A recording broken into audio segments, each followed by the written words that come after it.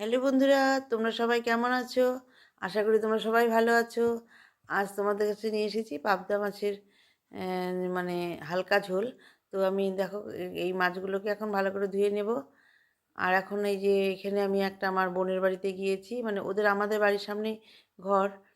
তো ওরা আবার এখানে একটা মানে আমাদের গুয়াহাটিতে ঝালক বাড়ির সামনেই আর কি একটু ভিতরে একটা জায়গা নিয়েছে, ওখানে একটা খামার বাড়ির মতো রেখেছে ওরা। ওখানে যায় মাঝে মাঝে ওরা থাকে। তো এরকম ওখানে একটা ঘর বানিয়ে নিয়েছে, কিন্তু খুব ভালো লাগে ওখানে গেলে। তো এখানে ওরা সব গাছ টাছ লাগিয়েছে। তো এখানে দেখো যে সিম গাছ, এই যে আমার বোনটা এখন সিম তুলছে। আমিও কিছু তুলেছি অল্প, তারপরে আমি বলছি তুই কটা তোল। তখন এখন ও কিছু সিম তুলছে। অনেক সিম ছিল আগে, অনেকবার উঠানো হয়ে গেছে আগে। এখন তো প্রায় শেষের দিকে। তো তাও আছে, হচ্ছে আর কি, ফুলও হচ্ছে আর সিমও হচ্ছে। তো এখন সিমগুলোকে তুলছে। আগে অনেক সিম তোলা হয়েছে আর কি, ডালি ডালি তোলা হয়েছে। এখনও যে গাছে অনেক আছে, এখনও তুলছে সিমগুলোকে। তো খুব ভালো লাগে এই জায়গাটা গেলে। এখন তো আর মানে বিল্ডিং বাড়ি দেখতে দেখতে না, এখন আর ভালো লাগে না। তো ওদের এখানে বা ঘর আছে বিল্ডিং, তো ওইখানে ওরা একটা মানে বাড়ি বানিয়েছে। তো খুব মজা লাগে ওখানে গেলে। তো ওইখানে ও সিমগুলোকে তুলছে। আর আমি এখন এই সিম দিয়ে এই মাছগুলোকে রান্না করব। এখন আমি 6 পিস মাছ নিয়েছি। তো আমার তো মেয়ে ঘরে মেম্বার কম, তো 3 জন, তো মেয়ে তো খাবে না, তো এই দুজনের জন্য এরকম বানাচ্ছি আর কি, অল্প মাছ। তো এখানে লবণ আর হলুদটা দিয়ে দিলাম। লবণ হলুদ দিয়ে এখন সরষের তেল দিয়ে দিব, কারণ মাছগুলো তো খুব ফাটবে জানি। আর মাছের পেটে অনেক ডিমও আছে। তো এখন এটার মধ্যে তেল মাখিয়ে নিলাম। তেল দিয়ে এখন মেখে নেব। মেখে কিছুক্ষণ রেখে দিয়ে পরে আমি সবজিগুলোকে কেটে নেব। তো কিছুক্ষণ পরে আমি দেখো মাছগুলোকে নিয়ে এসেছি, অনেকক্ষণ ধরে মাখা আছে। এখন তেল বসিয়ে দিয়েছি একটা তাওয়াতে, মানে প্যানের মধ্যে। এখন আমি মাছগুলোকে ভাজবো, কিন্তু অনেক দূর থেকে মাছগুলোকে দেবো, যদি ফাটে ভয় লাগে। তো এখন আমি মাছগুলোকে দিয়ে দেবো আর ঢেকে দেবো। এখন আমি একটু দূরের থেকে মাছগুলোকে দিয়ে দিচ্ছি আর কি, আঁচটাকে কম করে দিয়েছি, দিয়ে মাছগুলোকে এখন দিয়ে দিব। এখন দিয়ে দিয়েছি 3টে মাছ, দিয়ে একটু ঢেকে দিলাম।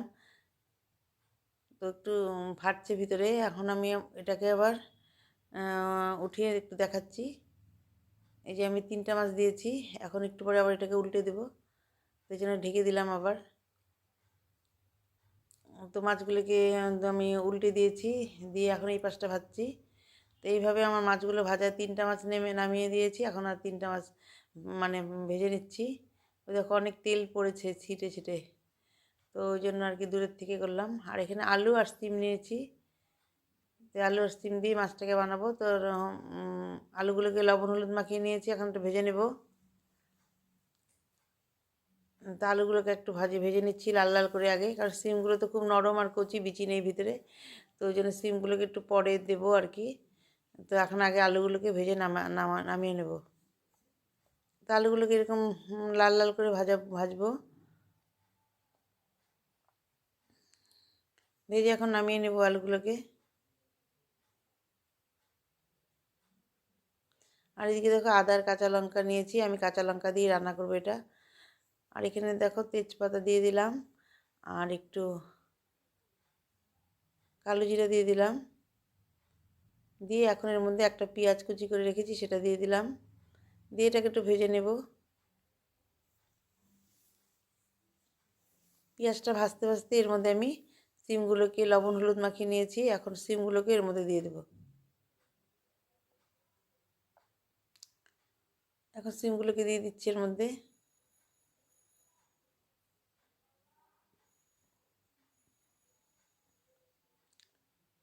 সিমগুলোকে দিয়ে দিলাম,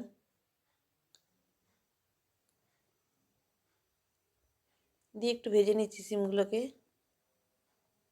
তারপর এর মধ্যে আস্তে আস্তে মশলাগুলো দিয়ে দেবো, তাহলে সিমটাও সেদ্ধ হয়ে যাবে, মশলাগুলোও ভেজে নেব। আর তেল দেবো না, আমি এই তেলেই আর কি হালকা করে রান্না করব। দেখো কড়াইতে একদম তেল নেই, কিন্তু ওই তেল এইটুকুনের মধ্যে আমি রান্না করব। আর এখন এই যে একটু সরিয়ে নিয়ে মাঝখানে আমি এই যে আদা কাঁচা লঙ্কা পেস্টটা দিয়ে দিলাম। আদা কাঁচা লঙ্কা পেস্টটা দিয়ে একটু ভাজা ভাজা হলে তারপরে এর মধ্যে পেঁয়াজের পেস্ট দিয়ে দেবো।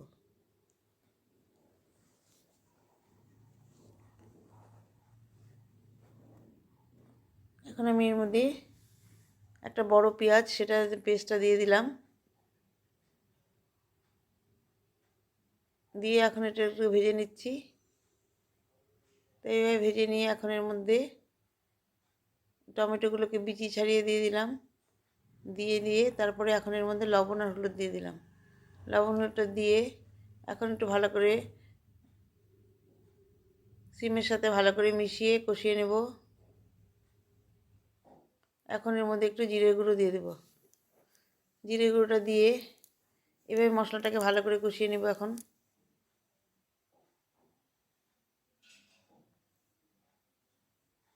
এভাবে ভালো করে কষিয়ে নিয়ে এটা অনেকক্ষণ ধরে আস্তে আস্তে হালকা আঁচে কষিয়ে নেব। এখন একটু মানে এর মধ্যে যে ভাজা আলুগুলো দিয়ে দিলাম। ভাজা আলুগুলোকে দিয়ে এখন এটা মশলা আবার সবগুলোর সাথে মিশিয়ে নিচ্ছি। আমি দিয়ে গরম জলে বসিয়ে দিয়েছি মানে ঝোলে দেবার জন্য। আর এর মধ্যে 2টো কাঁচা লঙ্কা দিয়ে দিলাম।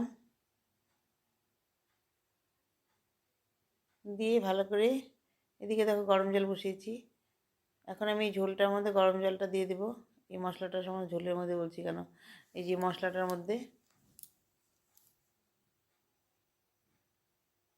তো এইভাবে অনেকক্ষণ ধরে ভালো করে কষিয়ে নিচ্ছি।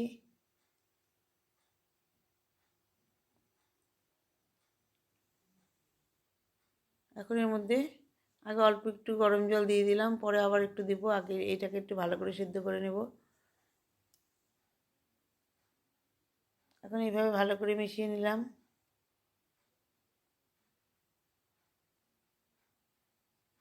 মিশিয়ে নিয়ে একটু ঢেকে দেবো, পরে আবার একটু গরম জল দেবো। এখন ঢেকে দিয়েছি, ঢাকনা উঠিয়ে দেখো এখন আমি আর একটু গরম জল এখানে দিয়ে দিয়েছি। দিয়ে এখন এর মধ্যে যখন জলটা ফুটছে তখন আমি মাছগুলোকে দিয়ে দিচ্ছি। মাছগুলো কিন্তু অনেক বড় বড় মাছগুলো, দেখতে ছোট লাগছে কিন্তু বহুত বড় মাছগুলো। এখন দিয়ে এইভাবে ভালো করে ফুটিয়ে নিচ্ছি, নিয়ে আবার ঢেকে দিলাম। এবার ঢাকনাটা উঠিয়ে এর মধ্যে একটু ধনেপাতা দিয়ে দেবো। এইভাবে আবার রান্নাটা বন্ধুরা হয়ে গেল।